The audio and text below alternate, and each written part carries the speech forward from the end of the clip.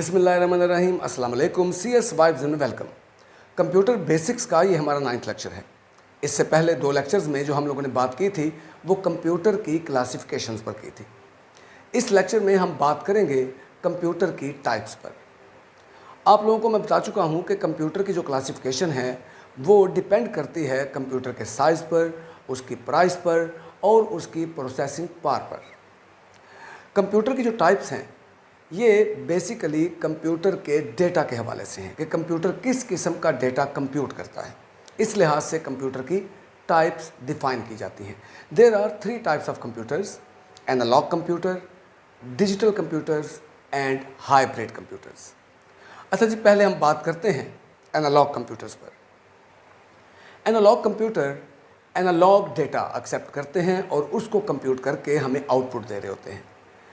अब यहाँ सवाल ये पैदा होता है कि एनालॉग डेटा होता क्या है। एनालॉग डेटा ऐसी वैल्यूज़ होती हैं जो कॉन्टीन्यूस हैं। कॉन्टीन्यूस वैल्यूज़ को हम एनालॉग वैल्यूज़ या एनालॉग डेटा कहेंगे। कॉन्टीन्यूस वैल्यूज़ का मतलब है यानी अगर 1 के बाद 2, अगर ये 2 पॉइंट्स की अगर हम बात करें तो 1 के फ़ौरन बाद 2 नहीं आएगा, बल्कि 1 और 2 के दरमियान भी कई पॉइंट्स हो सकते हैं। फॉर एग्ज़ाम्पल 1.1, 1.2, 1.3 इस तरह चलते हुए 1.9 के बाद 2 आएगा। और इसी तरह से 1 और 1.1 के दरमियान भी इनफाइनाइट पॉइंट्स हो सकते हैं।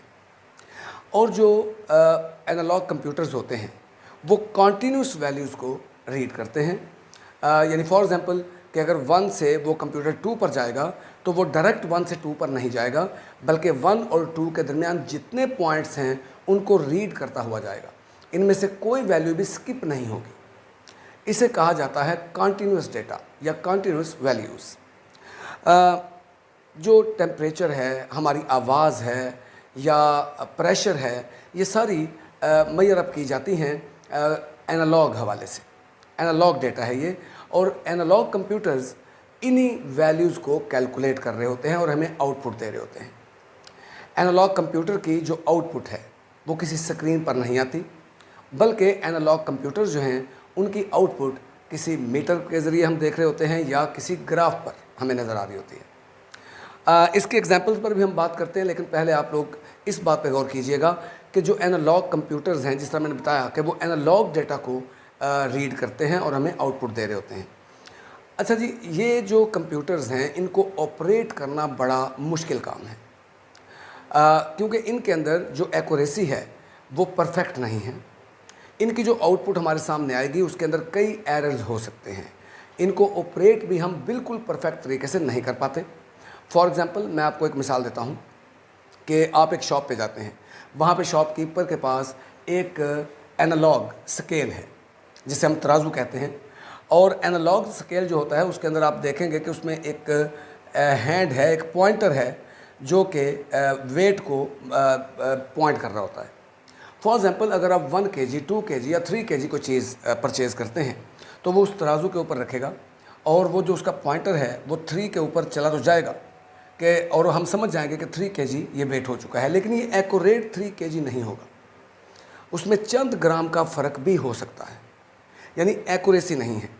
इनकी जो आउटपुट है इन कंप्यूटर्स की वो बेसिकली या मैंने जिस तरह बताया कि या मीटर पे हम चेक कर रहे होते हैं या ग्राफ पेपर पर आ रही होती है। इनके लिए कोई स्क्रीन नहीं होती है और इनको ऑपरेट करना, इनको मैनेज करना भी बड़ा मुश्किल है। अच्छा जी, जो एनालॉग कंप्यूटर्स हैं वो एनालॉग डेटा को कैलकुलेट कर रहे होते हैं। जिस तरह मैंने आपको मिसालें दी हैं कि प्रेशर है, साउंड है या टेम्परेचर है, ये सारी एनालॉग प्रॉपर्टीज़ हैं और ये कॉन्टीन्यूसली। फॉर एग्ज़ाम्पल एक और मिसाल हम कर लेते हैं। फॉर एग्ज़ाम्पल एरोप्लेन है, वो एक कंट्री से दूसरे कंट्री तक जब फ्लाई करेगा तो दोनों यानी ओरिजिन और डेस्टिनेशन के दरमियान जितने भी पॉइंट्स आ रहे होंगे उन सब को वो टच करता हुआ जाएगा। यानी डेस्टिनेशन और ओरिजिन के दरमियान कोई भी पॉइंट ऐसा नहीं होगा जिसको वो स्किप करे। वो जिस लाइन में जा रहा होगा उस लाइंस के ऊपर जितने पॉइंट्स आ रहे होंगे वो सब को टच करता हुआ जाएगा, बीच में कोई पॉइंट भी स्किप नहीं होगा। ये कॉन्टीन्यूअस डिस्टेंस मेजरमेंट होगी। सेम इसी तरीके से जो एनालॉग कंप्यूटर हैं, एनालॉग डेटा जिस तरह मैं आपको बात कर रहा हूँ उसको मेजर अप कर रहे होते हैं। अब इनकी अगर हम कुछ एग्जांपल्स देखें तो आप देखेंगे कि जो एनालॉग थर्मामीटर है, एनालॉग थर्मामीटर अगर हम इसको देखें तो इस पर जो टेम्परेचर चेक किया जा रहा होता है, इसके अंदर मरकरी होगा और मरकरी की जो हाइट है, जो लेंथ है, जो कॉलम वाइज वो ऊपर बढ़ेगा, उस मरकरी की लेंथ से हम अंदाज़ा लगाते हैं कि टेम्परेचर कितना है। इसी तरीके से एनालॉग क्लॉक्स हैं। एनालॉग क्लॉक जो है उसके हैंड के डिस्टेंस से हम अंदाज़ा लगाते हैं कि इस वक्त क्या टाइम है। फॉर एग्जांपल अगर 10 past 3 हैं, यानी 3:10 हैं, तो हम 3 और वो जो दोनों हैंड्स हैं, एक हैंड जो है वो 3 पे होगा, एक 2 पे होगा, और इनके डिस्टेंस से हम अंदाज़ा लगाएंगे कि क्या टाइम हुआ है। तो ये एनालॉग कंप्यूटर की ही एग्जांपल है। इसी तरीके से जिस तरह मैंने आपको एग्जांपल दी है एनालॉग थर्मामीटर की, ये सारी एग्जांपल्स हैं एनालॉग की, और इसमें जो भी हम आउटपुट देख रहे होते हैं वो एनालॉग लेवल पर हमें नज़र आ रही होती है। इसी तरीके से जी अगर हम बात करें दूसरे जो हमारे पास कंप्यूटर की टाइप है वो है डिजिटल कंप्यूटर्स। डिजिटल कंप्यूटर नाम से ही जाहिर है, डिजिट मीन एक हिंसा, एक डिजिट, वहीं से ये वर्ड निकला डिजिटल। तो डिजिटल कंप्यूटर जो हैं ये डिस्क्रीट वैल्यूज़ को रीड करते हैं, यानी इनके सामने जो डेटा आएगा वो डिस्क्रीट वैल्यूज़ वाला होगा। डिस्क्रीट से मुराद है डायरेक्ट वैल्यूज़, यानी जिस तरह मैंने अभी आपको मिसाल दी, ये कॉन्टीन्यूस वैल्यूज़ को रीड नहीं करता बल्कि डिस्क्रीट वैल्यूज़ को रीड करेगा। यानी फॉर एग्जांपल 1 के फ़ौरन बाद 2 आ जाएगा, 1 और 2 के दरमियान जितने पॉइंट्स होंगे उन सब को ये स्किप कर देगा और 1 के बाद फ़ौरन 2 पे आ जाएगा। जिस तरह मैंने भी आपको मिसाल दी कि 1 और 2 के दरमियान जो बीच वाले जो पॉइंट्स हैं उनको रीड करता है एनालॉग कंप्यूटर, लेकिन जो डिजिटल कंप्यूटर्स होते हैं वो डिजिट्स पे बेस करते हैं, और 1 के फ़ौरन बाद वो 2 पे आ जाएगा, और डिस्क्रीट वैल्यू यानी 1 के बाद फ़ौरन दूसरी वैल्यू आ जाएगी। इसी तरीके से मैं अब आपको एक मिसाल देता हूँ कि फॉर एग्जांपल जिस तरह मैंने वो एरोप्लेन की मिसाल दी थी कि वो एक सिटी से फ्लाई करता है और दूसरे सिटी पर जाता है या कंट्री में जाएगा, तो रास्ते में आने वाले तमाम पॉइंट्स को वो टच करता हुआ जाएगा। लेकिन अगर ऐसा हो कि वो वहीं से डिसअपियर हो जाए और बीच वाले तमाम पॉइंट्स को स्किप कर दिया जाए और डेस्टिनेशन पे एकदम रीअपियर हो जाए, तो ये एक डिस्क्रीट वैल्यू की एग्जांपल है कि 1 के बाद फ़ौरन दूसरी वैल्यू आ चुकी है, बीच वाले तमाम पॉइंट्स को स्किप कर दिया गया है। तो डिजिटल कंप्यूटर्स जो हैं वो डिस्क्रीट वैल्यूज़ को रीड करते हैं। डिस्क्रीट वैल्यू कॉन्टीन्यूस वैल्यू नहीं होती, वो 1 के बाद फ़ौरन 2 आ जाएगा, 2 के फ़ौरन बाद 3 आ जाएगा, 1 और 2 के दरमियान और 2 और 3 के दरमियान जो कॉन्टीन्यूस पॉइंट्स हैं उनको ये रीड नहीं करेंगे। इन कंप्यूटर्स को ऑपरेट करना ज़्यादा आसान है और इनकी जो आउटपुट है वो ग्राफ या मीटर्स के ऊपर नहीं आती बल्कि कंप्यूटर स्क्रीन्स पर आती है या किसी भी डिजिटल डिवाइस के स्क्रीन के ऊपर हम उसे देख रहे होते हैं और डिजिट्स की फॉर्म में देख रहे होते हैं और डिस्क्रीट वैल्यूज़ की शक्ल में देख रहे होते हैं। इसके एग्जांपल्स को अगर हम देखें तो डिजिटल क्लॉक हमारे सामने एक एग्जांपल है। इसके अंदर 1 के बाद दूसरी वैल्यू डिस्क्रीट लेवल पर आ रही होती है। इस तरह डिजिटल स्केल्स होते हैं, जिस तरह मैंने अभी आपको एनालॉग स्केल की एग्जांपल दी कि एक शॉपकीपर जब उसको वेट करेगा एक आर्टिकल को तो उसमें कुछ फ़र्क रह सकता है, कुछ ग्राम्स का उसके पॉइंटर को देखकर, लेकिन ये जो डिजिटल स्केल होते हैं उनके ऊपर एक्यूरेट जो वैल्यू नज़र हमें आ रही होगी वो उतनी ही मिकदार में एग्जैक्ट वो चीज़ जो है या वो आर्टिकल जो है वो उसी एग्जैक्ट वेट में होगा। अच्छा, इनको ऑपरेट करना जिस तरह मैंने कहा आसान है, इनकी आउटपुट भी आपको स्क्रीन्स पे नज़र आती है और इसके अलावा इनका जो रिज़ल्ट है वो एक्यूरेट होता है। इनमें एरर रेट बहुत लो है और जिस तरह मैंने फर्स्ट लेक्चर्स में बताया था आप लोगों को कि अगर कंप्यूटर हमें आउटपुट देता है रॉन्ग तो वो बेसिकली इनपुट की वजह से ही हो रहा होता है कि अगर हमने कोई इनपुट रॉन्ग एंटर कर दी या कोई फार्मूला उसमें गलत एंटर कर दिया गया जिसकी वजह से वो कंप्यूटेशन हमें रॉन्ग फॉर्म में नज़र आएगी। डिजिटल कंप्यूटर जो हैं वो एक्यूरेट रिज़ल्ट हमें दे रहे होते हैं। डिजिटल कंप्यूटर की मिसालों में जिस तरह मैंने आप लोगों को बताया कि डिजिटल क्लॉक है, डिजिटल थर्मामीटर है और डिजिटल स्केल है, इसी तरीके से जो हमारे कंप्यूटर्स होते हैं जो घरों में हम इस्तेमाल करते हैं, ऑफिस में इस्तेमाल करते हैं, जो कंप्यूटर्स हैं ये सारे डिजिटल हैं।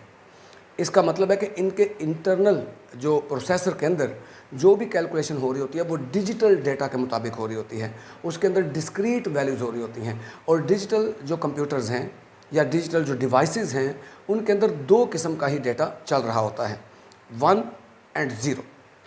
इसे हम बाइनरी नंबर्स भी कहते हैं। इनके ऊपर हम डिटेल में मज़ीद गुफ्तगू करेंगे नेक्स्ट लेक्चर्स में। इनमें दो ही वैल्यूज़ हैं, 1 एंड 0। 1 का मतलब ऑन सिग्नल है, यानी समझ लें कि जिस तरह ये एक ट्यूबलाइट मैं ऑन करता हूँ तो वो 1 है, और अगर ट्यूबलाइट ऑफ है तो वो कंप्यूटर की ज़ुबान में 0 है। यानी 1 का मतलब ऑन है और 0 का मतलब ऑफ है। हम इस पर मज़ीद अगले लेक्चर्स में डिस्कस करेंगे, लेकिन आप फ़िलहाल ये बात याद रखिएगा कि जितने भी डिजिटल इक्विपमेंट्स हैं, जितने भी डिजिटल कंप्यूटर्स हैं, उन सब के अंदर जो डेटा कैलकुलेट हो रहा होता है, एक बात तो ये है कि वो डिजिटल डेटा है, डिस्क्रीट वैल्यूज़ हैं, वो कॉन्टिन्यूस वैल्यूज़ नहीं हैं, और कंप्यूटर के अंदर सिर्फ दो ही वैल्यूज़ इंटरनली उसके कैलकुलेट हो रही होती हैं, या 0 या 1, और इन्हीं की कम्बिनेशन से हमारा तमाम डेटा हैंडल हो रहा होता है, तमाम चीज़ें कैलकुलेट हो रही होती हैं। तो आपने एग्जांपल्स देखी कंप्यूटर्स के हवाले से, जो हमारे डिजिटल कंप्यूटर्स हैं, डिजिटल क्लॉक्स हैं, डिजिटल स्केल्स हैं, एट्सेट्रा, ये सारे डिजिटल थर्मामीटर्स हैं, ये सारे के सारे डिजिटल कंप्यूटर्स की एग्जांपल्स हैं। इसके अलावा जी हमारे सामने एक और कंप्यूटर्स आते हैं जो कि कम्बिनेशन है डिजिटल और एनालॉग की। इन्हें कहा जाता है हाइब्रिड कंप्यूटर्स।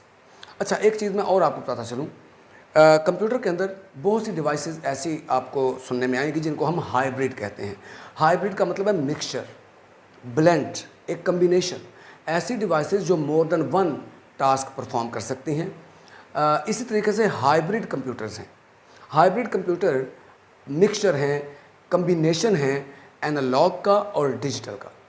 ये दोनों किस्म का डेटा हैंडल कर लेते हैं, एनालॉग को भी रीड कर लेंगे और डिजिटल को भी, और इनके अंदर दोनों कंप्यूटर्स की प्रॉपर्टीज़ पाई जाती हैं। दोनों की प्रॉपर्टीज़ इनके अंदर हैं, यानी ये समझ लें कि एक एनहेंसमेंट है एक डिजिटल कंप्यूटर और एनालॉग में, क्योंकि दोनों की प्रॉपर्टीज़ इसके अंदर कंप्यूट होंगी। ये जो कंप्यूटर्स हैं ये एनालॉग डेटा लेके उसे डिजिटल में कन्वर्ट कर सकते हैं, या डिजिटल डेटा लेकर उसे एनालॉग में कन्वर्ट कर सकते हैं। ये कंप्यूटर्स बहुत बड़े प्रोजेक्ट्स में माजी में यूज़ भी हुए। नासा जो इदारा है स्पेस का, आप लोग जानते होंगे, उन्होंने भी जो पहला अपोलो मिशन भेजा था उसके अंदर भी हाइब्रिड कंप्यूटर्स का इस्तेमाल किया गया था। यानी कुछ पोर्शन कंप्यूटर का डिजिटल डेटा को हैंडल करता था और कुछ पोर्शन उसका जो है वो इसको एनालॉग के हवाले से हमें आउटपुट दे रहा होता था। तो डिजिटल कंप्यूटर जो है, हाइब्रिड कंप्यूटर जो हैं, ये दोनों किस्म का डेटा हैंडल करते हैं। जितने भी हमारे मेडिकल इक्विपमेंट्स हैं उनके अंदर भी हाइब्रिड कंप्यूटर्स हैं। यानी फॉर एग्जांपल जो पेशेंट की हार्ट बीट है वो एनालॉग फॉर्म में होती है, लेकिन उस एनालॉग फॉर्म को वो कन्वर्ट करते हैं डिजिटल में, और स्क्रीन के ऊपर हमें हार्ट बीट डिजिट्स में दे रहे होते हैं। इसी तरीके से जो टेम्परेचर है वो भी एक एनालॉग प्रॉपर्टी है, लिहाजा उसको भी ये मेजर अप करेंगे और डिजिट्स की शक्ल में हमारे सामने थर्मामीटर की स्क्रीन पर ले आएंगे जो डिजिटल थर्मामीटर होगा। तो लिहाजा ये कंप्यूटर्स वो हैं जो एनालॉग प्रॉपर्टीज़ को लेते हैं और डिजिटल में कन्वर्ट करेंगे, या डिजिटल को लेंगे और एनालॉग में कन्वर्ट करेंगे। ये कंप्यूटर्स ख़ास तौर पे ज़्यादातर जो इस्तेमाल होते हैं, जिस तरह मैंने पिछले लेक्चर में बात की थी क्लासिफिकेशन में, एम्बेडेड कंप्यूटर्स, ये ज़्यादातर एम्बेडेड कंप्यूटर्स की कैटेगरीज में आते हैं। लेकिन ये आम जो मेडिकल इक्विपमेंट्स वगैरह जिस तरह मैंने बात की, या वहाँ पे जहाँ पे एनालॉग को हमने डिजिटल में कन्वर्ट करना हो या डिजिटल को एनालॉग में कन्वर्ट करना हो, वहाँ पे ये इस्तेमाल होते हैं। अच्छा जी, इस लेक्चर में हम लोगों ने बात की है टाइप्स ऑफ कंप्यूटर्स पर, और हमने बात की एनालॉग कंप्यूटर्स पर, डिजिटल कंप्यूटर्स पर और हाइब्रिड कंप्यूटर्स पर। इंशाल्लाह नेक्स्ट लेक्चर में हम बात करेंगे प्राइमरी कंपोनेंट्स ऑफ कंप्यूटर्स पर, यानी कंप्यूटर के बेसिक पार्ट्स पर। Thank you very much. अल्लाह हाफिज़।